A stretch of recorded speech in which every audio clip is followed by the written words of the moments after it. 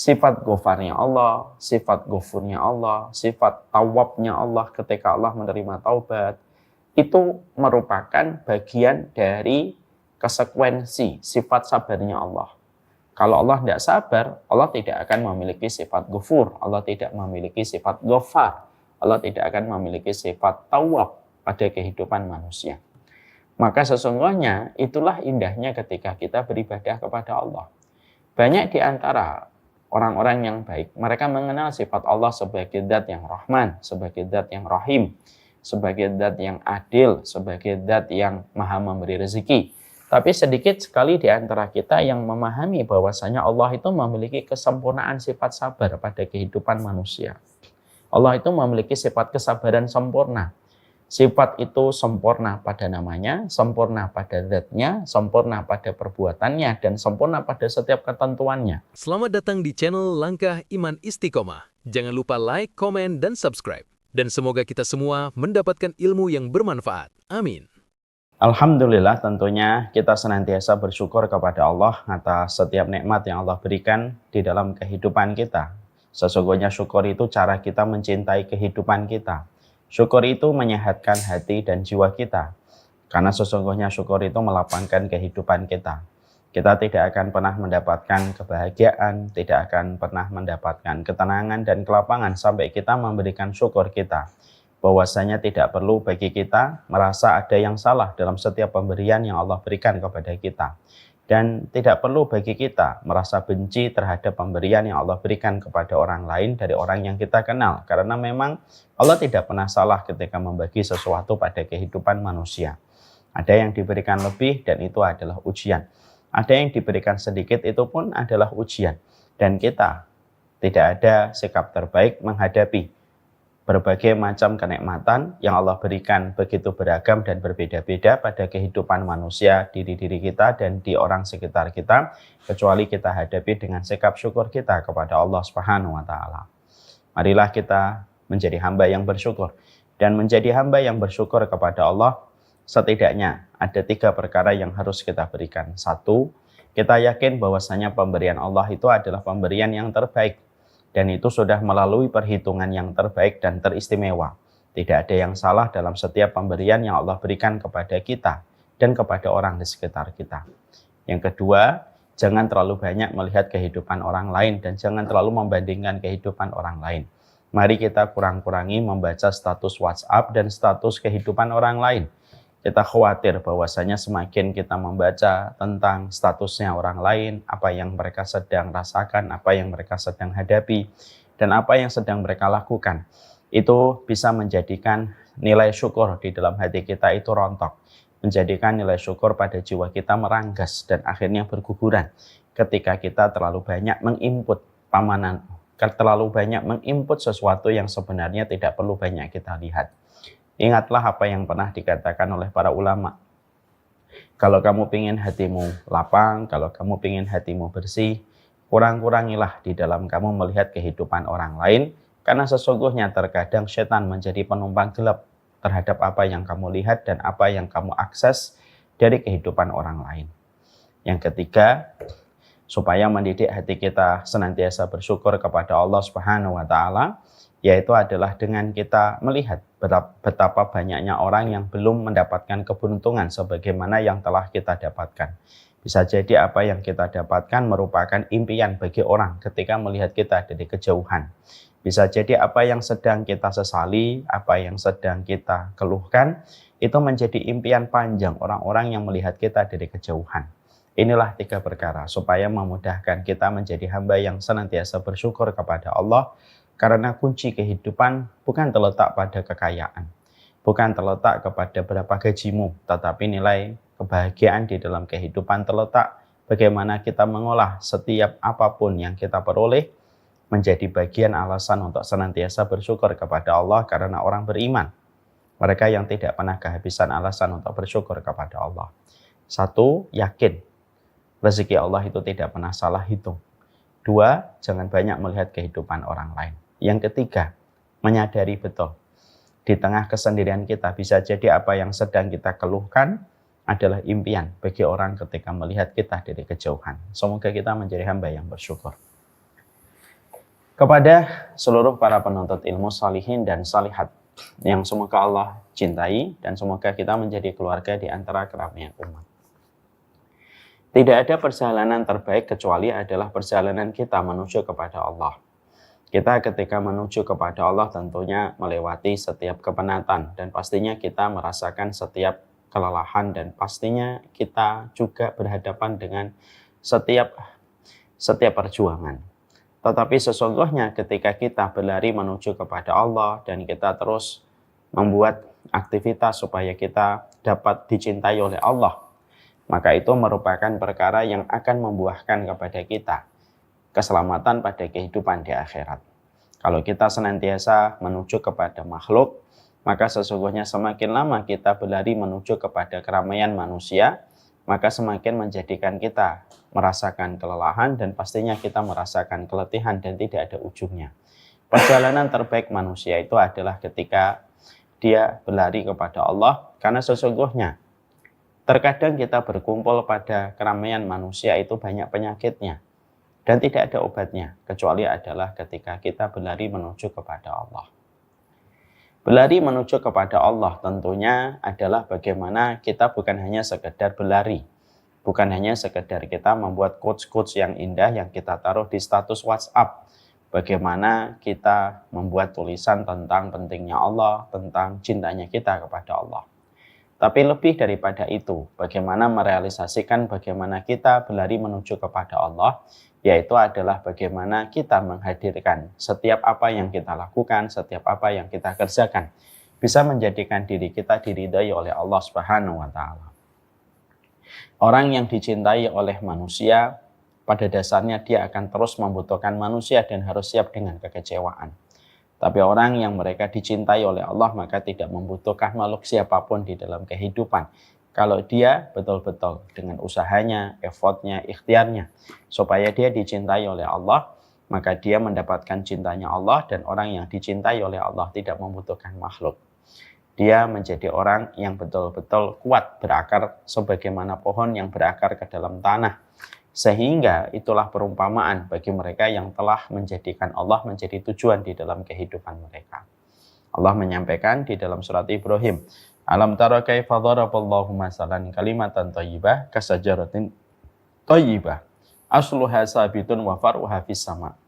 Apakah kamu tidak memperhatikan bagaimana kalimat thayyibah itu atau kalimat tauhid sebagaimana perumpamaan sebagaimana pohon yang berakar ke dalam tanah menghujam begitu kuatnya.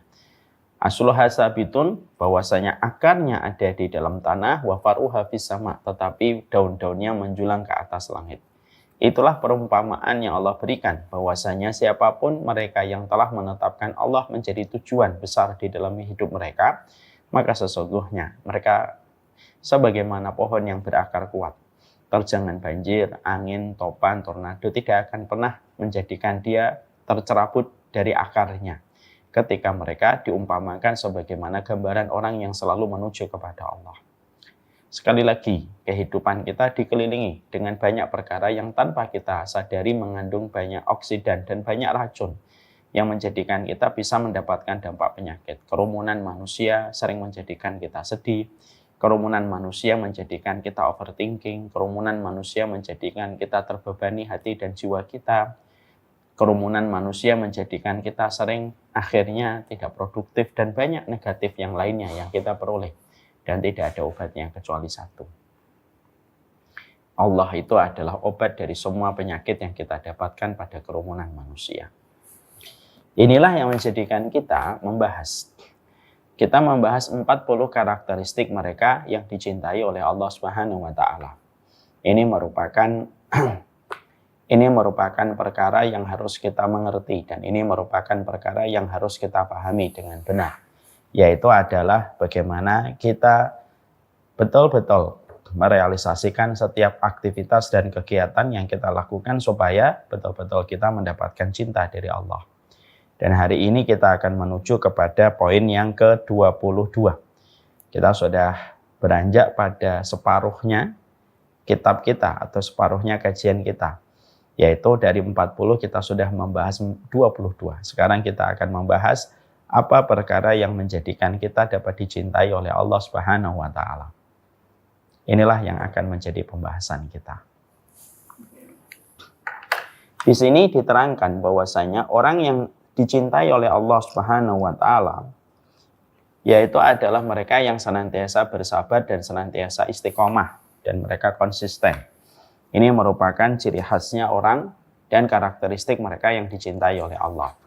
Sekarang kita bahas di dalam muqaddimah karena di sini ada dua sifat yang disebutkan bahwasanya orang yang dicintai oleh Allah adalah mereka yang sabar dan mereka yang konsisten atau lebih seringnya kita sebut dengan kata istiqomah. Sekarang mari kita bahas bagaimana dua sifat ini merupakan sebuah karakteristik mulia dan karakteristik yang dicintai oleh Allah dalam kehidupan kita. Sekarang mari kita bahas. Seluruh para sholihin dan sholihat, sebelum kita membahas tentang sabar dan definisi dari sabar itu, dan kita juga membahas tentang istiqomah dan konsisten, keutamaan yang melekat pada keduanya, setidaknya saya ingin menyampaikan kepada kita dua muqaddimah. Dua muqaddimah ini supaya memudahkan kita sebelum kita memasuki pembahasan inti.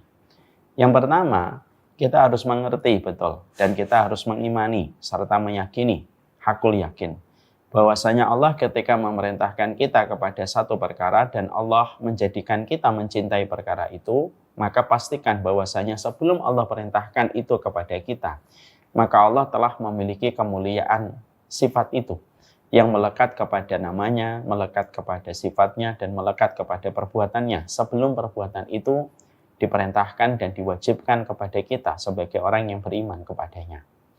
Allah menyuruh kita berkasih sayang, maka Allah pun sudah sempurna di dalam kasih sayangnya.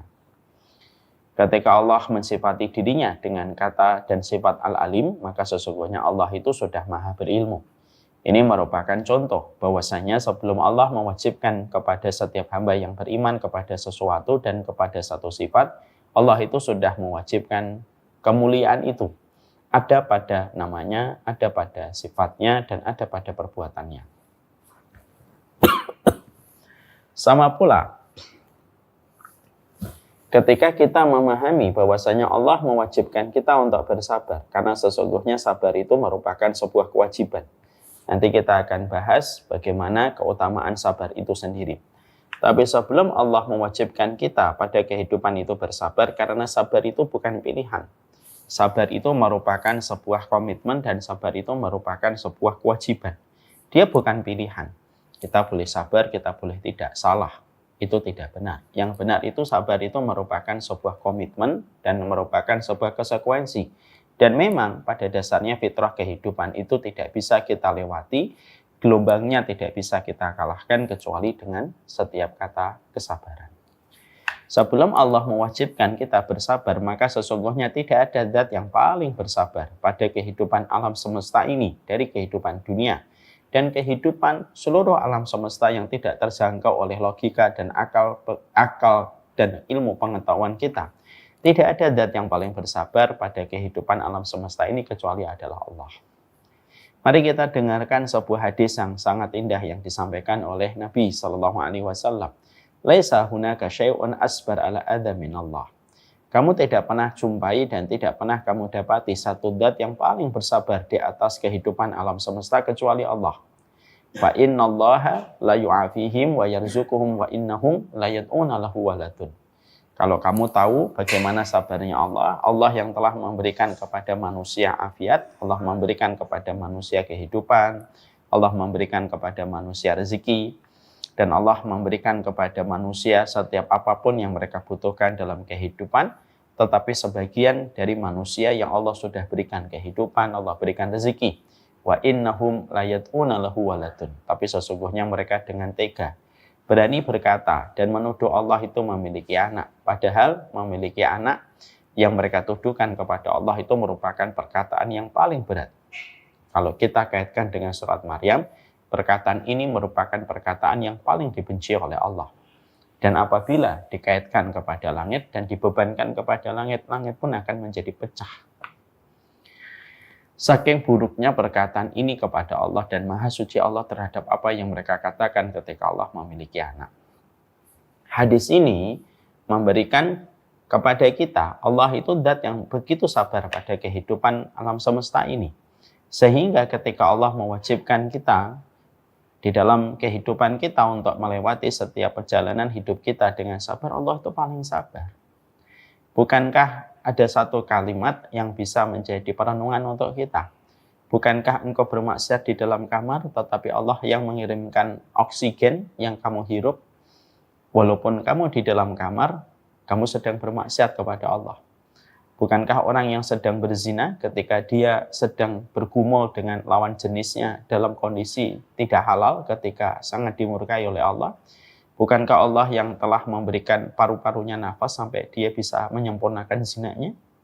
Itu menunjukkan kepada kita satu kalimat, satu pelajaran. Tidak ada zat yang paling bersabar pada kehidupan alam semesta kecuali adalah Allah. Makanya kita mendapati bahwasanya tidak semua orang yang bermaksiat seketika Allah langsung azab mereka.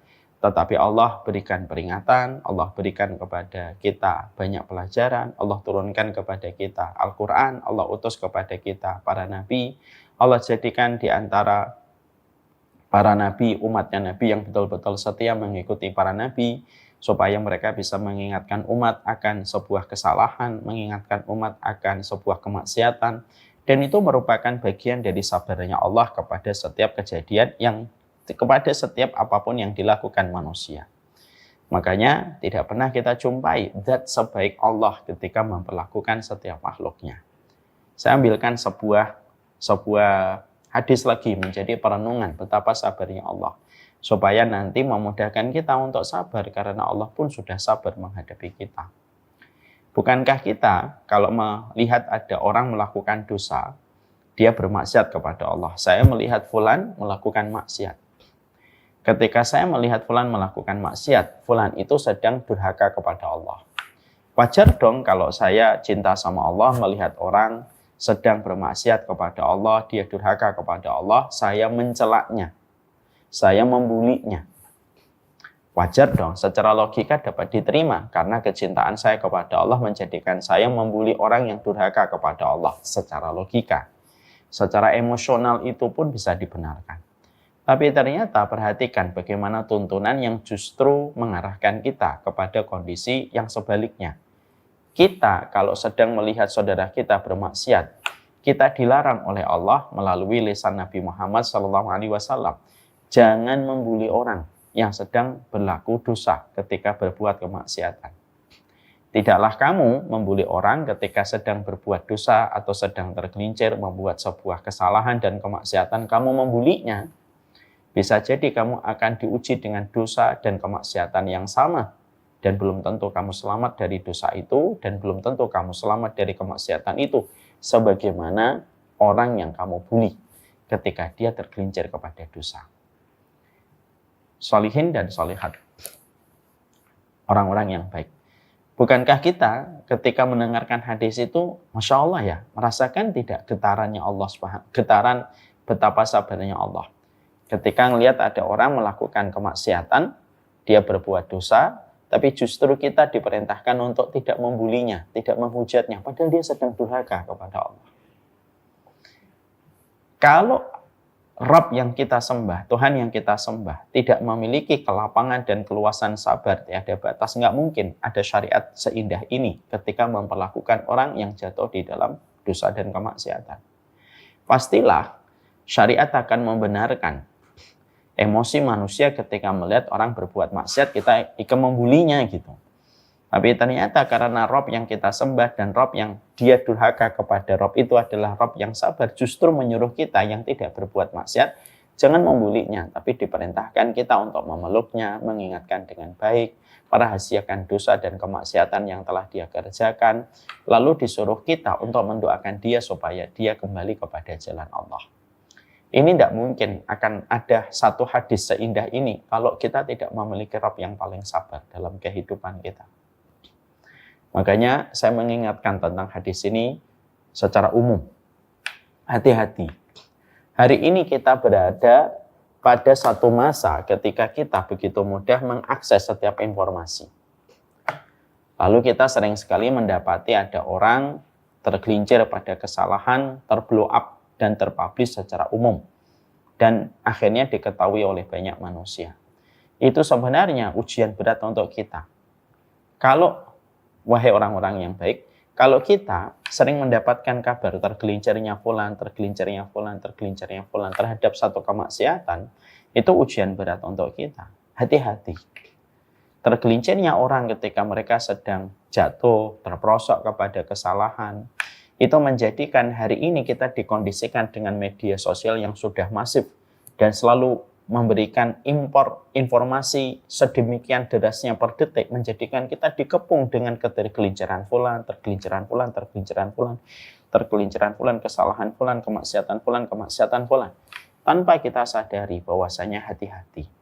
Jangan sampai kita terseret untuk ikut-ikutan melike, ikut-ikutan bagi kita untuk melike, ikutan untuk membuli seseorang terhadap satu kesalahan yang sedang dia kerjakan. Karena bisa jadi hari ini kita membuli dia. Bahkan kita ikut memberikan respon dan mensupport dengan komen ketika ada satu akun sedang mempublish atau mengekspos kesalahan seseorang. Lalu kesalahan orang itu diterangkan dengan nama jelas. Lalu ada ribuan orang yang akhirnya ikut-ikutan membuli orang tersebut. Hati-hati. Ribuan orang yang ikut membuli orang yang sedang tergelincir. Bisa jadi orang tersebut dia bertobat dan Allah terima tobatnya. Dan bisa jadi belum tentu kita bertobat karena kita selalu merasa benar ketika kita merasa tidak sebagaimana fulan. Lalu kita akan diuji dengan dosa yang sama dan bisa jadi kita belum tentu berhasil dengan ujian itu.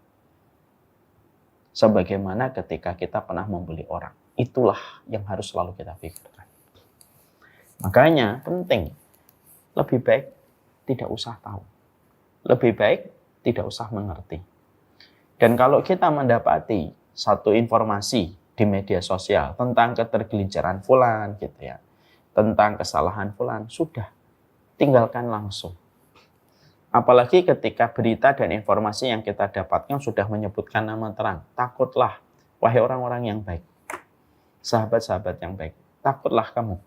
Yaitu kepada sebuah ancaman dari Allah Subhanahu wa Ta'ala yang diterangkan oleh Nabi. Kalau kamu melihat pelaku dosa, lalu ikut membuli pelaku dosa itu ketika dia sedang bermaksiat kepada Allah, kamu tidak akan dimatikan oleh Allah sampai kamu diuji dengan dosa yang sama, dan bisa jadi kamu pun tidak selamat dari dosa itu.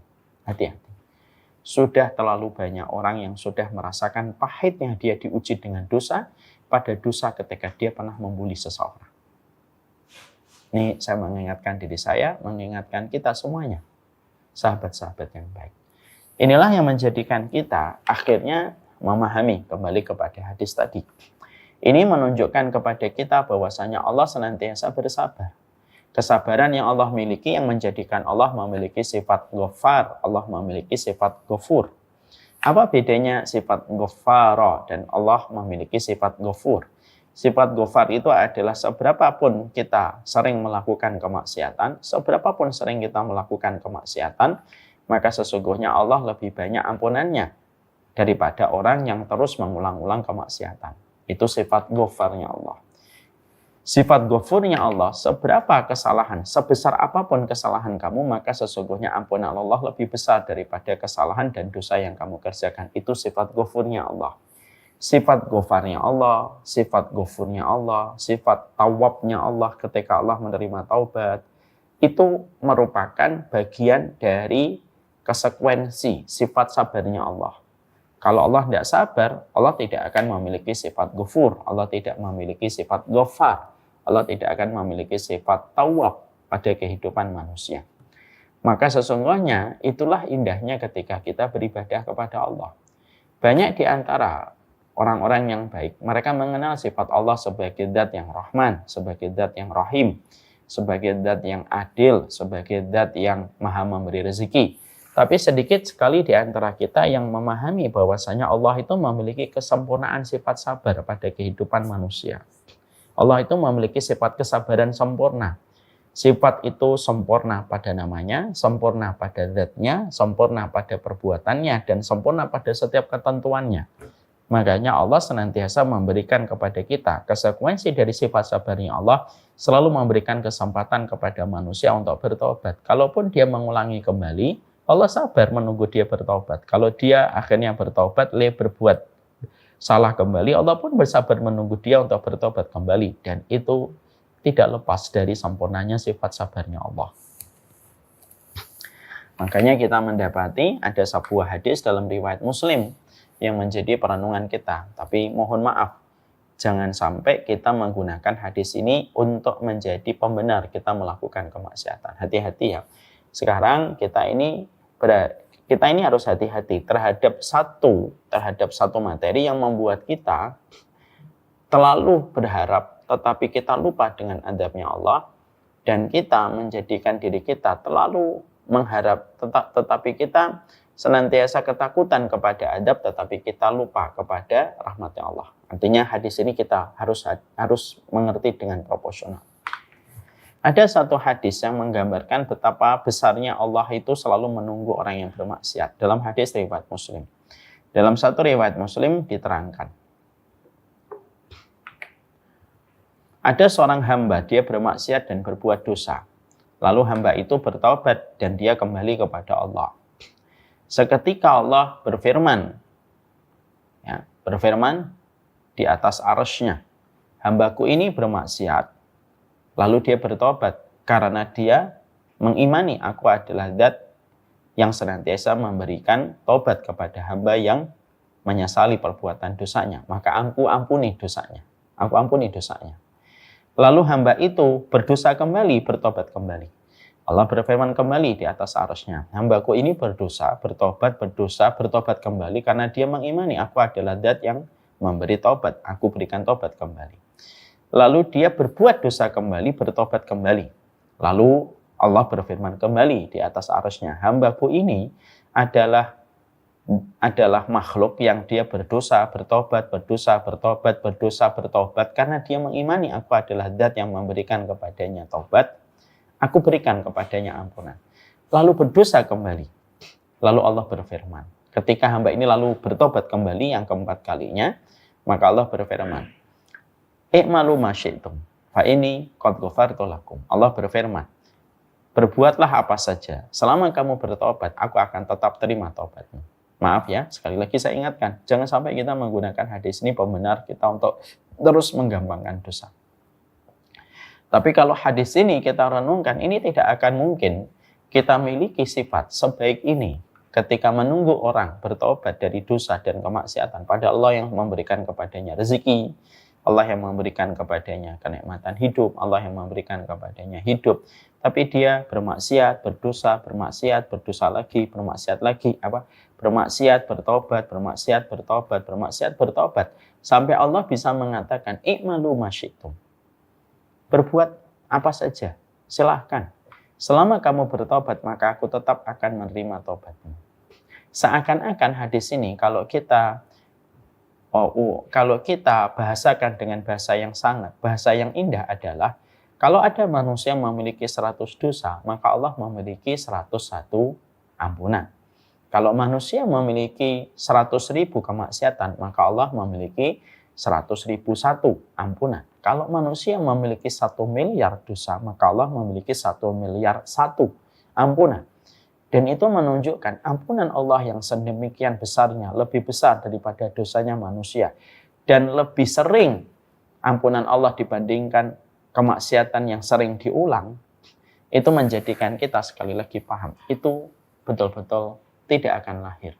Sifat semulia itu yang melekat pada namanya, pada sifatnya, kecuali hanya kepada Allah, zat yang telah menetapkan kesabaran kepada dirinya sebelum Allah mewajibkan kepada kita untuk senantiasa bersabar. Ya. Makanya itulah yang menjadikan kita harus mengerti. Jadi jangan sampai nanti ada orang yang mereka memiliki prasangka buruk, suudzon sama Allah. Allah suruh aku sabar. Allah aja nggak sabar, loh Allah sabar sama kamu. Allah sabar sama kamu. Bahkan kamu dipenuhi kebutuhannya walaupun kita tidak minta. Orang-orang yang baik, kita sadar nggak? Kita ini mendapatkan apa yang kita dapatkan dalam kehidupan kita walaupun kita tidak minta. Semua yang kita dapatkan dalam kehidupan itu tidak semuanya menunggu kita meminta. Banyak sekali kebutuhan-kebutuhan kita tiap menitnya yang kita peroleh tanpa kita minta. Karena kalau kita mendapatkan kebaikan, harus meminta dulu sama Allah. Tentunya kita akan berantakan hidupnya karena tiap malam kita harus checklist apa yang kita minta kepada Allah sebelum hari berganti dengan hari berikutnya. Tapi lihat, hidup tetap berjalan baik walaupun kita tidak meminta. Kita tidak meminta jantung berapa kali memompa darah. Kita tidak pernah meminta ginjal bagaimana dia menyaring apa yang ada di dalam darah. Kita tidak meminta pankreas, tidak meminta kepada usus besar, tidak pernah meminta kepada paru-paru bagaimana cara kerja mereka. Dan kita tidak pernah meminta udara bagaimana dia harus mendatangi kita, matahari harus menghangatkan kita. Kita tidak pernah minta. Tapi saking baiknya Allah kepada kita, walaupun kita tidak meminta, Allah pun memberikan kepada kita. Walaupun terkadang kita pun masih menggunakan itu untuk bermaksiat kepada Allah. Na'udzubillah min dzalik. Itu menjelaskan kepada kita, Allah itu zat yang maha baik. Makanya Allah itu apa? Allah itu sempurna dan mulia. Namanya sempurna, sifatnya sempurna, perbuatannya sempurna, ketetapannya pun sempurna. Dan salah satu di antara sifat yang Allah miliki, yaitu adalah Allah itu zat yang sangat penyabar. Tidak ada zat yang paling penyabar kecuali adalah Allah. Dan siapa yang bersabar pada kehidupan makhluknya, yaitu kehidupan para nabi, terutama dan terkhusus kepada para nabi ulul azmi, yang mereka diberikan keteguhan, kekuatan untuk menghadapi ujian berat di dalam perjalanan mereka untuk mengemban risalah kenabian ketika menyampaikan kepada banyak manusia untuk beribadah kepada Allah. Makanya ulul azmi termasuk role model di dalam kesabaran. Fasbir kama sabara ulul azmi minar rusul. Sabarlah kamu sebagaimana sabarnya para nabi ulul azmi dalam kehidupan mereka. Karena sesungguhnya tidak ada yang paling bersabar kecuali orang yang paling mengenal Allah. Dan orang yang paling mengenal Allah itu di antara seluruh kehidupan manusia dari awal sampai akhir ada 5. Nabi Nuh, Nabi Musa, Nabi Ibrahim, Nabi Isa, dan Nabi Muhammad Sallallahu Alaihi Wasallam. Ini mukadimah yang pertama. Mukadimah yang kedua, kenapa kehidupan kita harus senantiasa bersabar? Ini kan harus dijawab dulu. Maka sesungguhnya sabar itu tidak hanya berbicara tentang pahala, tidak hanya berbicara tentang ketaatan. Tapi yang harus kita mengerti, kenapa pada konteks kehidupan di dunia kita memang harus bersabar. Yang pertama, karena fitrah kehidupan itu tidak bisa untuk kita lewati algoritmanya, codingnya, atau bahasanya. Kehidupan itu tidak bisa kita lewati kecuali harus sabar. Orang yang tidak beriman aja harus sabar.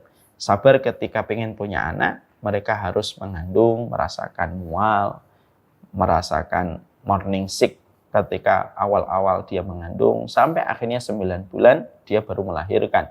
Itu pun dengan risiko yang berat, yaitu dengan seluruh kekuatan yang dia miliki ketika melahirkan. Kalaulah orang yang tidak beriman pun harus melewati kehidupan ini dengan kesabaran. Berpindah dari satu tempat kepada tempat yang lain harus membutuhkan waktu, walaupun dia kaya raya. Kalaulah orang yang tidak beriman saja, mereka pun harus memberikan kesabaran pada perjalanan hidup.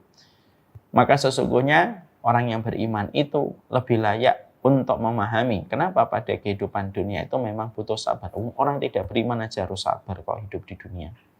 Apakah orang beriman tidak saling mencela? Apakah orang tidak beriman tidak saling membenci? Apakah orang beriman tidak saling bertengkar? Mereka pun melewati sama dengan apa yang dilewati oleh kaum muslimin. Kalau mereka saja harus melewati betapa beratnya kehidupan ketika mereka menjadi orang yang melewati kehidupan dengan sabar, loh apalagi orang beriman. Orang beriman itu paham fitrah kehidupan itu tidak bisa kecuali dengan kesabaran. Allah mampu nggak menciptakan kita tanpa kita memiliki hati yang cemburu? Mampu, tapi kenapa dijadikan hati kita cemburu? Supaya kita mampu memberikan versi terbaik kita, mengelola kecemburuan kita dengan cara yang Allah ridhai dan mendapatkan pahala. Dan kita sabar atas apa yang kita rasakan. Allah mampu nggak menjadikan kita kalau ingin memiliki anak, istri kita tidak usah mengandung selama 9 bulan. Mampu.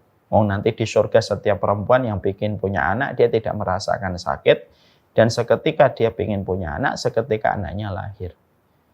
Tapi kenapa kehidupan di dunia itu harus melewati kandungan selama 9 bulan dengan proses yang super ekstra harus dilewati gitu? Ya supaya akan tersingkap siapa di antara orang-orang itu yang nanti bersabar.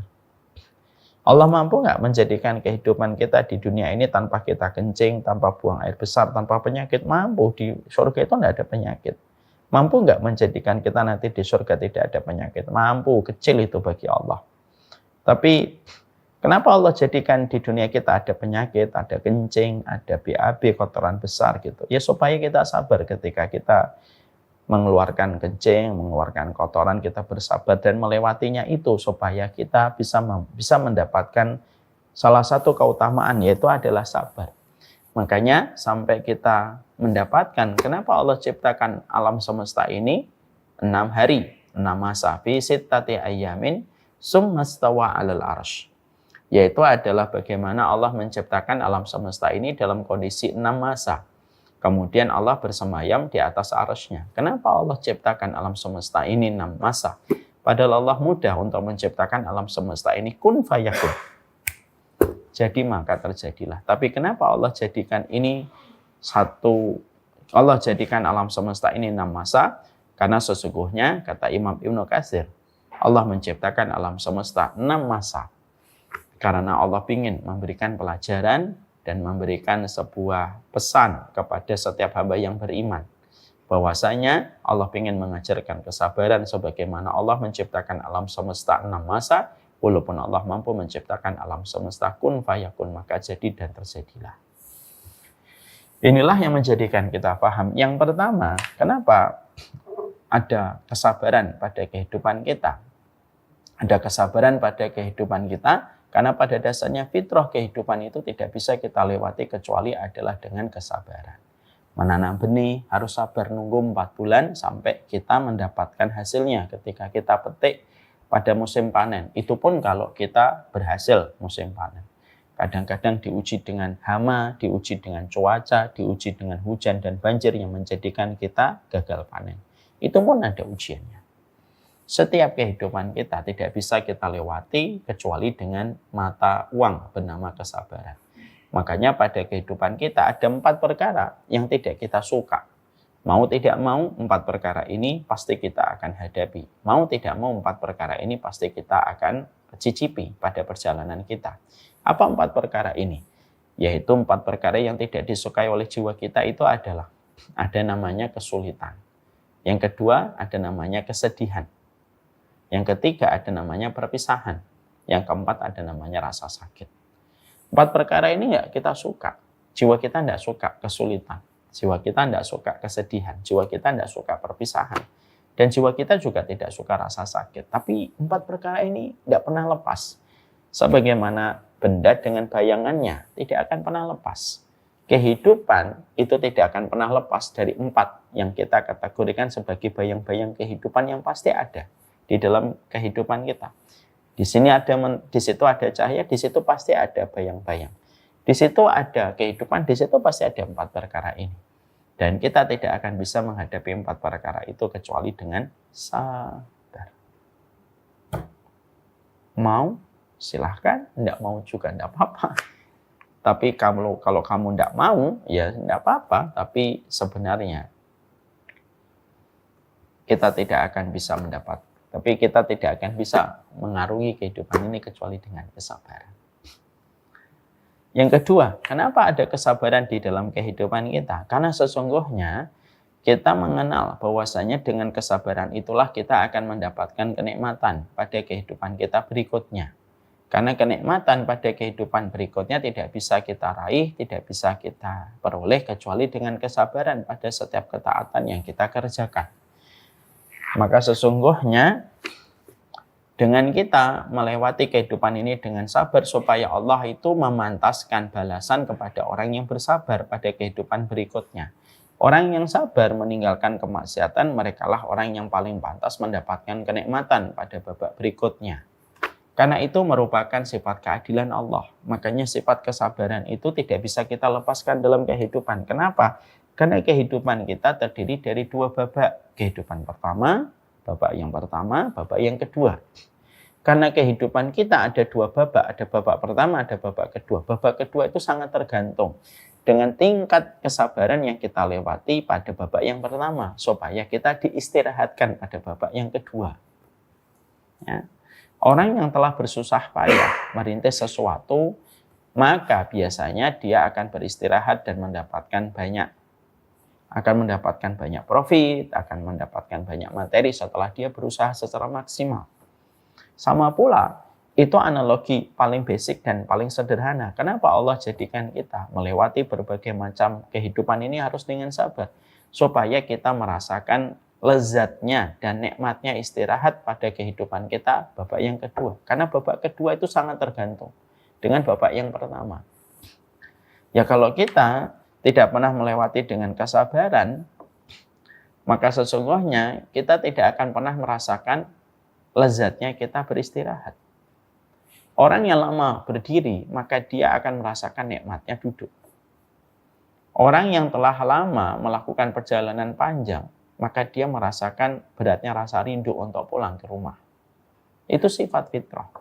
Allah menjadikan kita untuk bersabar pada kehidupan kita, supaya kita merasakan masa istirahat ketika kita telah selesai pada waktu kita nanti dipanggil oleh Allah. Memang harus lelah hidup itu. Dan ini kata-kata yang sederhana tapi berat sekali pengamalannya.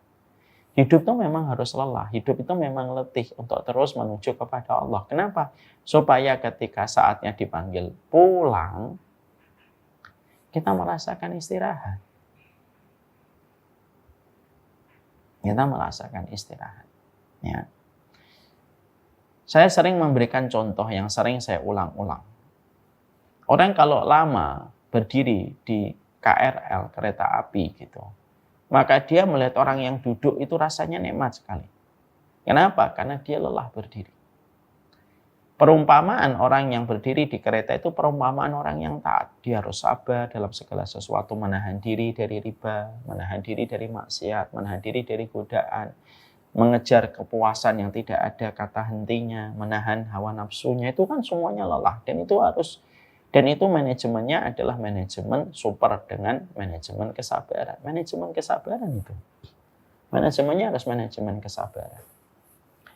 Maka orang-orang semacam itu akan merasakan istirahat ketika saat jatahnya pulang. Maka ketika dia pulang, maka dia merasakan istirahat. Saya kalau umroh, saya merasakan kalau umroh itu lelah, letih. Karena kita terus beribadah kepada Allah, berkhidmah kepada para jamaah, memberikan yang terbaik, memberikan ilmu, memberikan bimbingan, memberikan kehangatan dalam perjalanan ibadah itu. Masya Allah. Tapi, Masya Allah, ketika dalam perjalanan kita untuk melakukan ibadat, pada saat pulang itu kan merasakan istirahat sekali. Terutama kalau pesawatnya sudah landing gitu ya, terus langsung pulang ke Bekasi gitu, ketemu keluarga itu langsung ngerasain istirahat banget itu. Karena Allah itu memberikan kepada kita kesabaran yang kedua supaya kita merasakan nikmatnya istirahat. Makanya kehidupan ini harus dilewati dengan berbagai macam kesabaran. Dan itu alasan yang kedua kenapa pada kehidupan di dunia kita membutuhkan kesabaran. Yang ketiga, kenapa pada kehidupan kita harus memberikan kesabaran? Supaya ketika kehidupan kita dilewati dengan kesabaran, semuanya harus sabar. Tidak semuanya harus kita dapatkan apa yang kita mau. Tidak semuanya segera instan kita peroleh. Kenapa? Semuanya itu harus kita lewati dalam perjalanan kehidupan kita. Supaya akhirnya kita tidak membenci kematian. Dan kita paham betapa menyenangkannya hari ketika nanti kita pulang. Dan kita tidak benci pada kehidupan akhirat. Kenapa? Karena kita memang tahu kehidupan dunia itu begini-begini saja. Kalau kita tidak bersabar, kehilangan orang yang kita cintai, maka kita tidak ada keinginan untuk bertemu kembali dengan keluarga yang kita cintai nanti di akhirat. Memang kita manusia itu diuji dengan perpisahan, rasa sakit, kesulitan, kesedihan, supaya dia tahu kehidupan dunia itu pada dasarnya menawarkan berbagai macam hal yang tidak ideal. Kenapa kita masih sedih? Ya karena kita masih menapak kehidupan kita di atas muka bumi. Kenapa kita masih meneteskan air mata? Ya karena kita masih di muka bumi. Kenapa kita merasakan kegetiran hidup? Ya karena kita masih menarik nafas. Selama kita masih menginjakkan kaki di tanah, selama kita masih menarik nafas, selama kita masih makan, selama itu kita harus berdamai dengan kegetiran, kekecewaan, kepahitan hidup. Sehingga semuanya itu Allah berikan, terutama kepada orang yang beriman, Allah berikan kepahitan hidup, kekecewaan, supaya mereka tidak jatuh cinta kepada dunia dan membenci kematian. Supaya kita tidak membenci kematian. Sehingga dengan kesabaran itu menjadikan kita senang dengan kata pulang. Dengan semua kesabaran yang terus kita berikan pada kehidupan di dunia, kita tidak memusuhi kehidupan akhirat. Dan dengan semua kesabaran yang kita lewati pada kehidupan di dunia, menjadikan kita tidak jatuh cinta kepada dunia dan tidak gandrung kepada dunia. Karena kehidupan dunia itu tidak ada yang ideal. Makanya Allah menyebut orang beriman ketika meninggal dunia dengan kata pulang. Irji ila rabbiki radiyatan mardiyah. Pulanglah kamu kepada Allah dalam kondisi kamu ridho kepada Allah dan Allah pun ridho kepada dirimu. Kenapa Allah menyebutnya dengan kata pulang bagi orang beriman? Ya karena orang beriman itu tahu betul dunia itu tempat transit yang tidak ideal. Ya namanya kita perjalanan kena hujan, kena panas, ada kemungkinan dijamret, ada kemungkinan kita dibully orang, ada kemungkinan kita ditipu orang, namanya juga tempat kita jalan kok. Kapan kita baru merasakan zona nyaman? Ya nanti kalau sudah pulang. Makanya Allah menyebut orang beriman ketika meninggal dunia dengan sebuah ayat di dalam surat Al-Fajr. Irji'i ila rabbiki radiyatan mardiyah. Pulang. Kalimatnya itu indah. Pulang. Makanya harus sabar. Supaya kita tidak jatuh cinta kepada dunia. Jatuh cinta sama dunia itu membahayakan. Kenapa jatuh cinta kepada dunia itu sangat membahayakan? Karena jatuh cinta kepada dunia itu menjadikan kita gelap mata hati, gelap jiwa di dalam perjalanan kita. Itulah 3 alasan. Kita baru membahas mukadimah 2. 1 adalah bagaimana kita memahami Allah itu zat yang paling sabar. Yang kedua, kenapa kita harus bersabar di dalam perjalanan hidup kita. Wassalamualaikum warahmatullahi wabarakatuh.